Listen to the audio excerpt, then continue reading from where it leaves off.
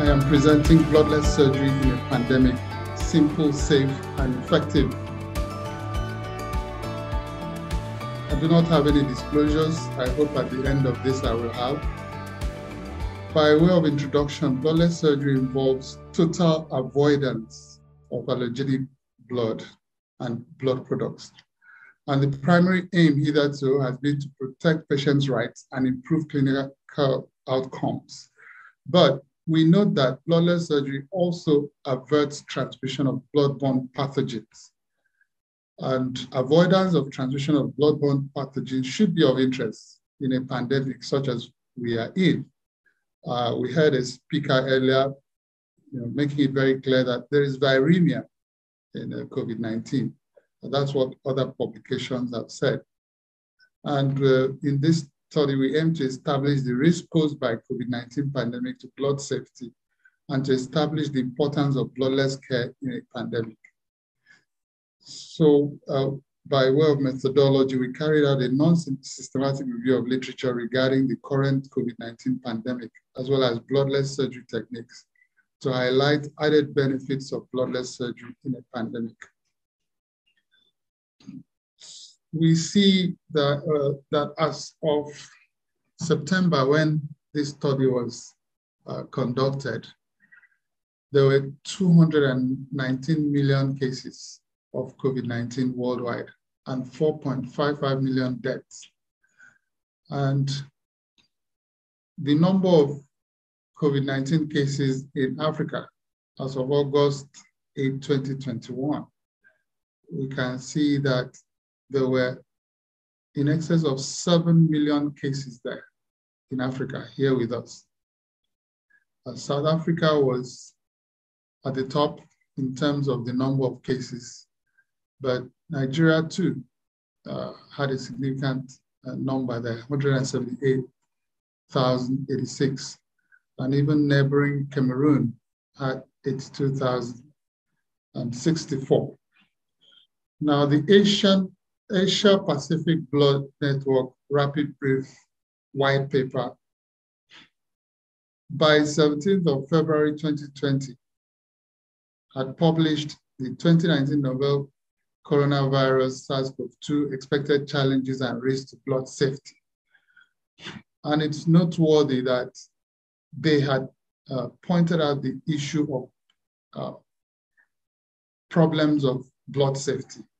Now, this paper was published by Nigerians, The Pandemic COVID-19, A Tale of Viremia, Cellular Oxidation, and Immune Dysfunction.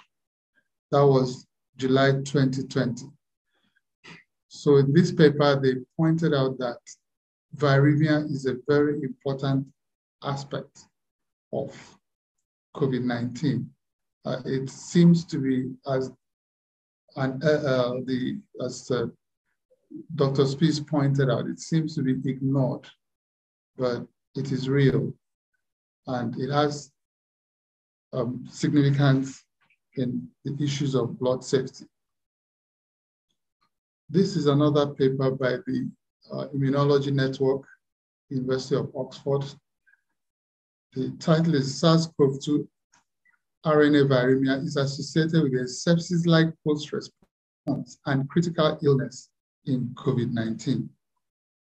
So there are many workers around the world that have actually pointed out that there's viremia in COVID-19. So is SARS-CoV-2 a transfusion-transmitted infection? Well, it hasn't been declared as such, but is it a transfusion-transmissible infection? Certainly it is, because there's confirmed viremia. So how much social distance is there between a blood donor and the recipient? Your guess is as good as mine. And it was HIV that actually brought issues of blood safety to the forefront in 1981, along with hepatitis B, C, and other infectious hazards. There are quite a lot of them. In my own references, SARS was there. SARS, that is the original SARS-CoV. It was listed as a transfusion-transmissible infection. So it shouldn't be surprising that SARS-CoV-2 as well is transmissible by transfusion. Now, a pandemic is said to be an epidemic occurring worldwide or over a very wide area, crossing international boundaries and usually affecting a large number of people. That sounds quite straightforward, but when you go into it, you discover that there are lots of controversies about what really a pandemic is. And that may account for why there seemed to be a sort of delay in the declaration by the WHO of the COVID-19 pandemic, because they wanted it to fulfill certain other criteria. So, but they did that on March 11, 2020. Up to almost 10 years earlier, these authors, Nigerian authors, had pointed out the challenges of meeting the blood transfusion requirements in sub-Saharan Africa, the need for the development of alternatives to allergenic blood. And what they pointed out, among other things, is old and emerging threats of transfusion-transmitted infection. And so that was Erabo, Usoro, and Charles. And then Wokoma, in his paper on management of anemia and advocacy for the integration of bloodless medicine and surgery programs into the healthcare system of sub-Saharan African countries. He also pointed out the prevailing high seroprevalence of HIV, hepatitis B, and C infections in sub-Saharan African populations. So he then advocated for bloodless medicine and surgery programs to be integrated into sub-Saharan Africa. The World Health Organization had published this booklet, The Clinical Use of Blood, and it said in that publication that the use of simple alternatives to transfusion are actually safer, less expensive, and may be equally effective. So bloodless surgery is the provision of quality surgical care without the use of allergenic blood, with the aims of improving clinical outcomes and protecting patients' rights, using those alternatives that the World Health Organization is talking about. And synonymous with transfusion-free surgery, bloodless medicine encompasses bloodless surgery, and sometimes, of course, we talk about bloodless medicine and surgery, and they are sort of interchangeable. In this article by Martin et al. In 2002, The Theory and Practice of Bloodless Surgery, they pointed out that bloodless surgery is a comprehensive perioperative approach that has as its goal allogenic transfusion avoidance with a view to improving patient outcomes.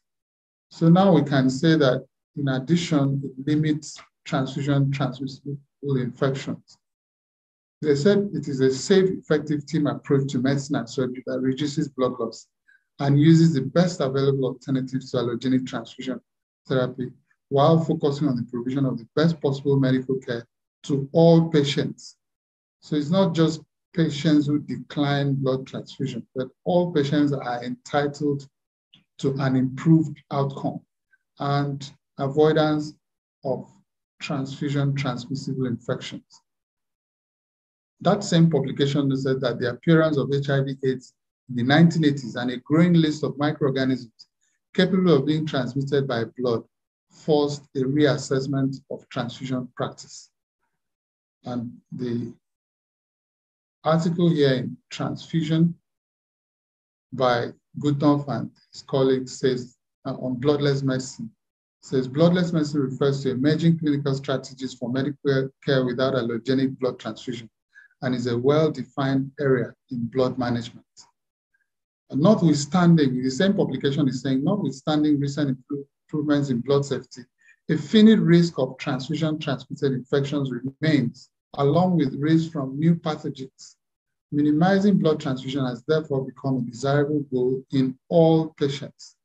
So these authors, again, made the connection between bloodless medicine and avoidance of transfusion-transmitted infections. So in a pandemic, bloodless surgery utilizes simple, safer, less expensive, and effective alternatives to blood transfusion, borrowing the language of the World Health Organization. And it completely removes the hazard of transfusion-transmissible infections. It addresses the issues of blood safety, scarcity, and transfusion costs in a pandemic, because sometimes we hear about blood scarcity. So it's a multidisciplinary practice involving multimodal combination of techniques tailored to the individual patient. And the techniques are grouped under pillars, just like in patient blood management.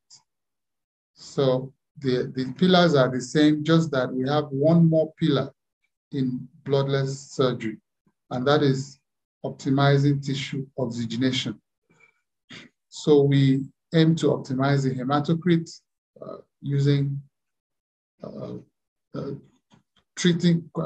diagnosing and treating anemia promptly. Oral and IV iron have a role, and erythropoiesis stimulating agents, and nutritional support, and others. So we try to minimize blood loss with various techniques, starting from the moment we see the patient with the history, stopping medication that will increase blood loss, and so on, all the way to high-tech techniques like laparoscopic and robotic surgery. We want to optimize tissue oxygenation. We give our patients oxygen, not when they are gasping, but if we notice the hemoglobin is low, we make sure we replace volume, because that's what's really important. And as we noted, even at a very low hemoglobin, if the volume replacement is done, that patient will be okay.